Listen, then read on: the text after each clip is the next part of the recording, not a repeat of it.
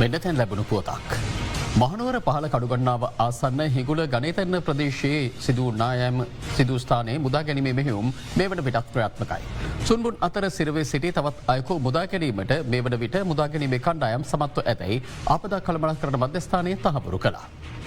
මේ මොහොතේ එම ස්ථානයේ පවතින තත්ත්වය සම්බන්ධයෙන් තොරතුරු දැනගැනීම සඳහා අප දැන් සම්බන්ධ කරගන්නවා අද දෙරණ වෙනුවෙන් එහි රැඳී සිටින විදර්ශන ප්‍රනාන්දු.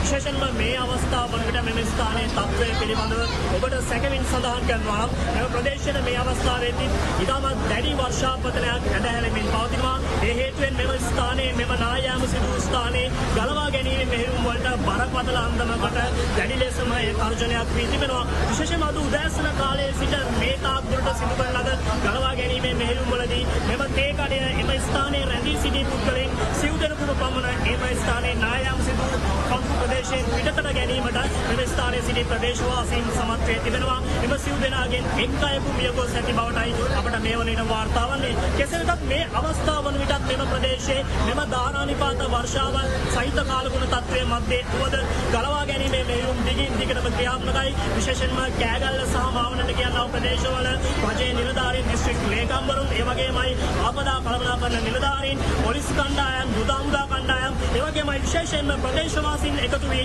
මෙම ස්ථානයේදී මෙම ගලවා ගැනීමේ මෙහෙයුම් ක්‍රියාත්මක කරමින් පවතිනවා. විශේෂයෙන්ම මේ අවස්ථාවේදී ඔබට දැක ගැනීමට පුළුවන් මගේ පිටුපසින් මෙම ස්ථානයේ තිබෙනවා. එම ස්ථානයේ විශේෂයෙන්ම පස්කන්ධ කඩා වැටීම නිසා ඒ ආපදාවට ලක් වූ එම ස්ථානයේ ගොඩනැගිල්ලේ ඒ සුන්බුන් ඉවත් කිරීමේ කටයුතු තමයි මේ වන විට සිදු වෙමින් පවතින්නේ.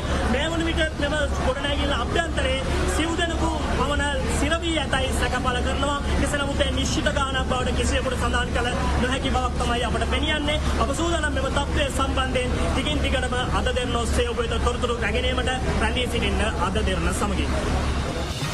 බොහොම ස්තුතියි විදර්ශන. මේ පිළිබඳ තවත් නවතම තොරතුරු අප වෙත ලැබෙමින් පවතිනවා. ඒ පිළිබඳ තවතම තොරතුරු අප වෙත ලැබුණු සැනින් ගෙනීමට අප සූදානම් රැඳී සිටින්න අද දෙරණ සමගින්. That was a news alert on Ada Derana News Channel.